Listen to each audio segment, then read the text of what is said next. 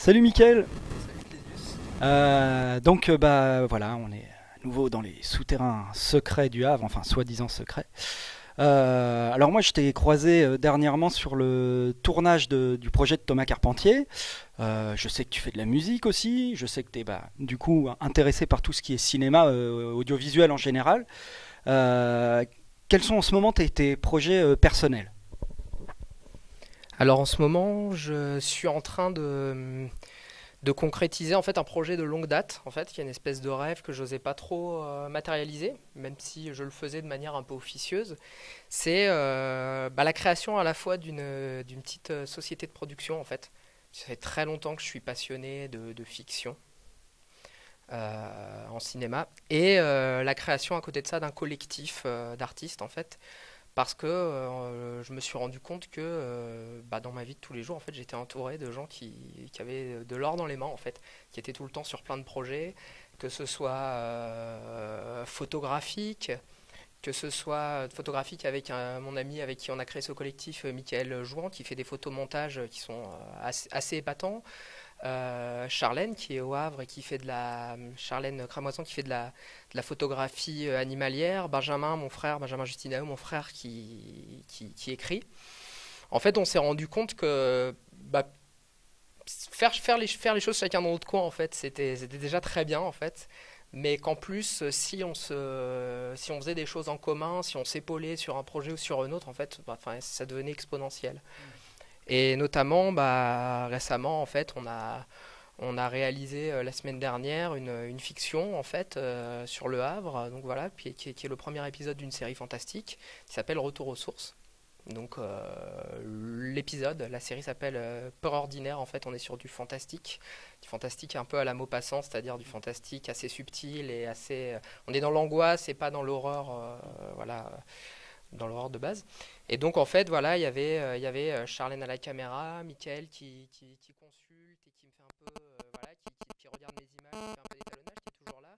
Et donc c'est un projet coécrit avec mon frère Benjamin qui était là sur le tournage. Et donc en fait on a cette espèce de synergie qui fait que on fait on a le sentiment de faire du bon travail et agréablement quoi. Et même si on faisait du mauvais travail, de toute façon l'expérience est tellement intense que voilà, il n'y a pas de il y a pas de regret. Ok, donc là on est vraiment sur tes projets, enfin perso à toi. Est-ce que au Havre t'as remarqué, ou t'as l'envie peut-être de ton côté de te lancer dans quelque chose de plus collectif, un peu de histoire de mutualiser ou de travailler avec des gens, enfin bref, travailler ensemble. Je pense que tu es en fait déjà dans cette dynamique, mais est-ce que ça pourrait être un projet carrément à part entière? Voilà. Alors complètement en fait. Complètement dans la mesure où en fait moi quand on me propose un projet, déjà je sais tout de suite si ça me parle ou non. Ça me parle souvent. Voilà, c'est que j'ai rarement eu des moments où je m'étais dit non, ça me parle pas du tout. Peut-être des commandes, on va dire professionnelles, des fois qui étaient un petit peu plus pénibles que d'autres. Mais oui, complètement, ce côté collectif, le fait de mutualiser notamment avec des personnes du Havre, ce côté régional aussi. Parce que, bon, par exemple, la série dont je parlais est vraiment ancrée sur, on va dire, la Normandie. Voilà, sur le fait de parler de la Normandie d'une manière générale et pas mal l'agglomération havraise. Et donc, en fait, oui, complètement, le fait d'être sur des projets avec des artistes de tous les bords, en fait. Que ce soit peintre, musicien, cinéma, etc. C'est vraiment quelque chose. Moi, je pense qu'il n'y a pas de frontières en fait. Il n'y a pas de frontières, il y a juste des gens qui maîtrisent une technique ou une autre, et qu'en fait, quand on fait converger toutes les techniques, ça peut donner des choses assez étonnantes, surtout quand on le fait avec une certaine liberté. Et notamment, comme tu disais, vu que j'ai fait un peu de musique, j'ai un passé de musicien, je faisais des concerts de jazz pendant une période. Notamment, quelque chose qui me parle beaucoup, en fait, c'est de collaborer avec des musiciens, en fait, sur des projets de réalisation de clips vidéo. Ça, c'est vraiment quelque chose directement, en fait. Directement, j'ai des idées, ça communique avec le musicien, on passe un super moment, et voilà. C'est quelque chose vraiment que j'ai envie de développer. Ok, bah c'est un peu, on se retrouve pas mal là-dessus parce que c'est un peu l'idée de ce format là sous les pavés qu'on est en train de faire, c'est effectivement ce qui nous manque, c'est ce que l'autre peut nous apporter, quoi, hein. Et que finalement les secrets du Havre, mais il n'y a pas de secret. C'est juste quand on apporte la bonne lumière, quand on a la bonne visibilité sur la chose, là on commence à voir qu'en fait, mais au Havre, ça bouge. Il y a des gens qui veulent, qui sont motivés, qui en veulent, quoi. Et c'est en ça qu'on se retrouve effectivement. Il y a une dynamique au Havre, quoi. Et puis bah, pour clore cette interview, je voudrais te poser une question à brûle pour point là comme ça. Qu'est-ce que le patrimoine du Havre justement ça t'inspire? Qu'est-ce que ces vieilles pierres, même ce béton, hein, qu'est-ce que ça t'évoque? Qu'est-ce que ça t'inspire? Peut-être des créations futures, je sais pas. Voilà. Qu'est-ce que ça t'évoque?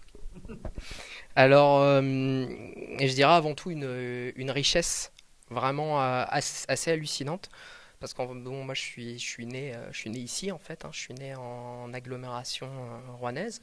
J'ai fait un saut à Paris, j'ai fait un saut à Rouen. Et en fait, à chaque fois que je reviens au Havre, en fait, je redécouvre la ville avec vraiment. C'est pas que avec des yeux nouveaux, en fait. Je redécouvre en fait une dimension en plus que j'avais pas vue avant. Et ça, en fait, ça pourrait paraître banal. En fait, on pourrait se dire oui, ça s'applique à toutes les villes. Non, en fait. Non, parce que y a des villes dans lesquelles je vais, en fait, j'ai l'impression de revoir la même chose. Après, c'est personnel. C'est très personnel. Il y en a qui me flingueraient d'avoir dit ça, mais par exemple, d'avoir dit ce que je vais dire. Mais par exemple, je retourne régulièrement à Paris et 10 ans après, j'ai l'impression de revoir un peu la même chose. Peut-être parce que je vois plus les nuances, peut-être parce que c'est une ville que je respecte par plein d'aspects, mais qui me parle pas énormément. J'aime y passer 3 jours, voilà, etc. Même en région parisienne, même voilà, il y a plusieurs villes en fait où j'ai pas l'impression en fait d'évoluer avec la ville. Et donc en fait le Havre, justement, le fait de voir les souterrains, d'en connaître un petit peu plus sur le patrimoine, le fait de connaître son histoire, de savoir qu'elle a été reconstruite et de voir ce que donne la reconstruction, qui est très photogénique parce qu'en plus voilà on a quelque chose de très carré donc pour la vidéo, pour faire des plans, etc. Enfin c'est quelque chose de. Les cinéastes qui ont filmé Le Havre souvent c'était assez magnifique parce que c'est un terrain, c'est un matériau qui est très très très beau. Mais au-delà de ça il y a les plages, il y a l'agglomération rouennaise, il y a tout ici très régulièrement. Je ne sais pas où on est, je n'ai jamais entendu parler.